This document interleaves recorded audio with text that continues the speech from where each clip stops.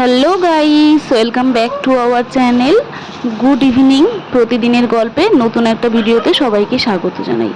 আশা করি আপনারা যে যেখানেই আছেন না কেন ঈশ্বরের কৃপায় সবাই সুস্থ আছেন, ভালো আছেন। বড়দের জানাই প্রণাম এবং ছোটদের জানাই অনেক অনেক ভালোবাসা। তো আমরাও সবাই খুব ভালো আছি। তো শ্বশুরবাড়ির দ্বিতীয় দিনের ব্লগ এটা। তো এখন আমি সন্ধেবেলায় বসেছি আমের আচার করতে। তার জন্য প্রথমে আমাকে আমগুলো ছুলে ভালো করে কেটে জলে দিয়ে দিতে হবে। সেই মতো আমি বসে পড়েছি আম কাটতে। আমগুলো ভালো করে ছুলে নিচ্ছি। এখন ছুলে ফাইনালি আমি আমগুলো কাটছি। আটি হয়ে যাওয়াতে, মানে আটি বেশি শক্ত হওয়াতে আমি কাটতে পারছিলাম না। প্রথমে খুব কষ্ট হচ্ছিল। তো অনেক চেষ্টা করার পরে দেখুন অবশেষে আমি পেরেছি। আর আমগুলো একটু মানে পাকা পাকা ভাব হয়ে গেছে। তো আমি আমার বড় মশাইকে বলছি যে আমগুলো আমি কিভাবে কাটবো, লম্বা লম্বা করে না গোল গোল শেপ দেবো।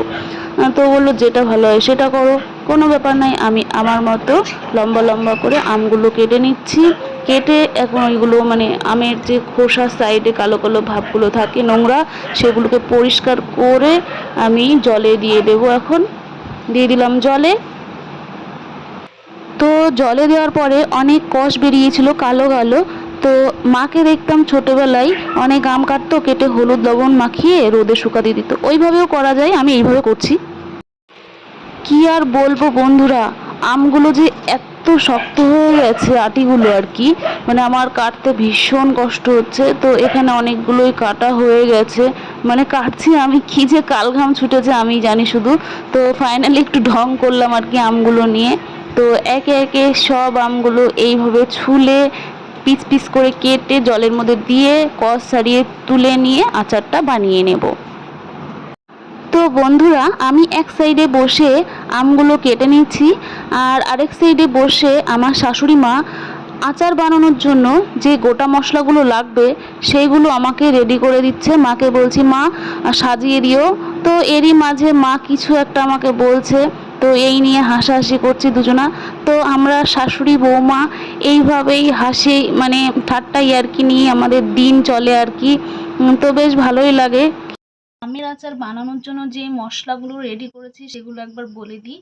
তো এখানে মেথি আছে, তো মেথিগুলো একটু ভাজা রয়েছে। আমি আগে কুলের আচার করেছিলাম, সরি আমেরই আচার করেছিলাম, তখন ভেজে নিয়েছিলাম, সেটা রয়েছে।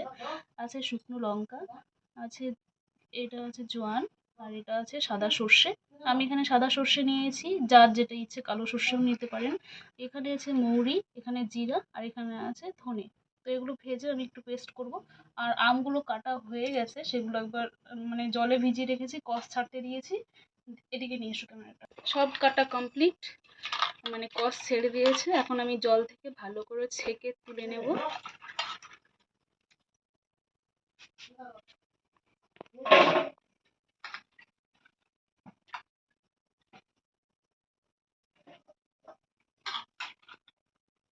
এই আচার দিয়ে রুটি খেতে ভীষণ ভালো লাগে।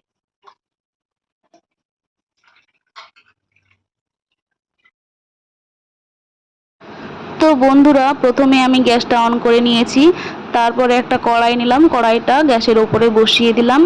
আর এই সাইডে হলুদের প্যাকেট রয়েছে, একটা গামছা আমি গ্যাস ঢেকে রাখি, সেটা একটু গুছিয়ে নিলাম, নাহলে উনানের সাইডে গিয়ে আগুন ধরে যেতে পারে। তো কড়াইটা গরম হয়ে যাওয়ার পরে গোটা মশলাগুলো দিতে থাকছি একে একে। যেগুলো একটু শক্ত প্রথমে দেওয়ার দরকার সেগুলো প্রথমে দিচ্ছি। তো আস্তে আস্তে এগুলো নাড়াচাড়া করে বাদবাকিগুলো সব একসাথে মিশিয়ে আমাকে ভেজে নিতে হবে। আর যদি সব গোটা মশলাগুলো একসাথে দিই তাহলে সমস্যা হতে পারে। এই জন্য শক্তগুলো আগে একটু ভেজে নিয়ে তারপরে যেগুলো পরে দেওয়া যাবে সেগুলো দেওয়া উচিত। তো এখন আমি একটা খুন্তি নিয়ে ভালো করে প্রথমে নাড়াচাড়া করে নেব। তো ফাইনালি এখন আমি নাড়াচাড়া করছি মশলাগুলো।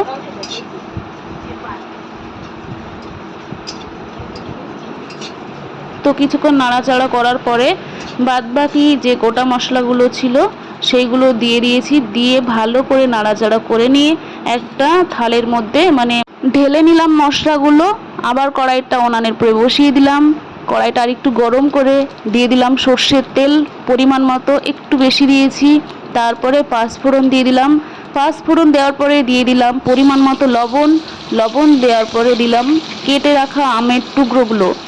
তো এবার আমের টুকরোগুলো দেওয়ার পরে সামান্য একটু দিয়ে দিলাম হলুদ দেওয়ার পরে এখন খুন্তি দিয়ে ভালো করে নাড়াচাড়া করে নিতে হবে। হ্যাঁ বন্ধুরা, এখনকার আমগুলো পুষ্ট হওয়াতে মানে সেদ্ধ হতে একটু সময় লাগে, তো ঢাকা দিয়ে দিয়ে আমগুলোকে প্রথমে একটু সেদ্ধ করে নিতে হবে। সেই মতো আমি একটা ঢাকা দিয়ে দিলাম। তো বন্ধুরা, এখন আমি ঢাকনাটা তুলে দেখবো আমের পরিস্থিতি কেমন। তো আমের পরিস্থিতিটা আর একটু হলেই খারাপ হয়ে যেত, কেননা তলে লাগতে শুরু হয়ে যাচ্ছিল। তো ঠিক সময় মতো এসে আমি একটু নাড়াচাড়া করে দিলাম। এখনও আমগুলো সেদ্ধ হয়নি, আমি আবারও ঢাকা চাপিয়ে দিলাম।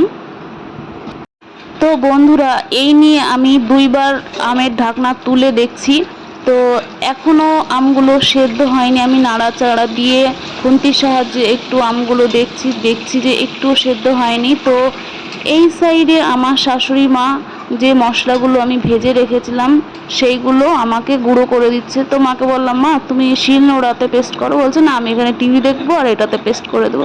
আমি বলছি ঠিক আছে, তোমার যেটাতে সুবিধা হয় তুমি ওটাই করো। তো উনি টিভি দেখছে আর ওই গোটা মশলাগুলো পেস্ট করছে। তো বন্ধুরা, আমগুলো একটু সেদ্ধ হওয়ার পরে এখানে আমি দিয়ে দিচ্ছি আখের গুড় আর সামান্য চিনিটা দেওয়াতে একটু টেস্টটা অন্যরকম লাগে, তো ওই জন্য দুটো মিক্সড করে আমি দিচ্ছি। তো শুধু গুড় দিয়ে করলেও ভালো লাগে, কিংবা শুধু চিনি দিয়ে, যার কাছে যেটা রুচিসম্মত সে সেটাই করে খাবে। তো আমি দুটো মিক্সড করে এখানে দিয়ে দিলাম। দিয়ে এখন ভালো করে নাড়াচাড়া করে নিতে হবে। এখন যদি আমি ভালো করে নাড়াচাড়াটা না করি তো আচার টেস্টি হবে না। তো ভালো করে নাড়াচাড়া করে এরপরে একটা ভালো করে ঢাকনা দিয়ে একটু কিছুক্ষণ রেখে দিতে হবে। রেখে দেওয়ার পরেই তৈরি হয়ে যাবে আচার। চলুন বন্ধুরা, ঢাকনাটা তুলে দেখি অবস্থাটা ঠিক কেমন। তো ফাইনালি ঢাকনাটা তুলে নিলাম। তো চিনি আর গুড় দেওয়াতে সামান্য তো একটু জল উঠবে, স্বাভাবিক কথা। তো এখন আমি একটু নাড়াচাড়া করে নেব। আমগুলো ভালোই সেদ্ধ হয়ে গেছে, তো একটু নাড়াচাড়া করতে হবে, এখনও জল রয়েছে। তো এখন আমি গুঁড়ো মশলাটা অ্যাড করছি। মানে এখন দেখুন জলটা কমে গেছে, মানে শুকিয়ে গেছে। সেই সময়ে গুঁড়ো মশলাটা মানে অল্প অল্প, আমি একবারে অ্যাড করছি না, কেননা একবারে অ্যাড করলে মেশাতে আমার সমস্যা হচ্ছে। তার জন্য আমি আমার সুবিধার্থে আমি 2-3 বারে মানে মশলাটা অ্যাড করলাম। আর দেখতেই পাচ্ছেন আস্তে আস্তে মিশিয়ে নিচ্ছি। আর এখন মানে রসটা শুকিয়ে এসছে। তো আজকের এই ভিডিওটা আর বড় করব না।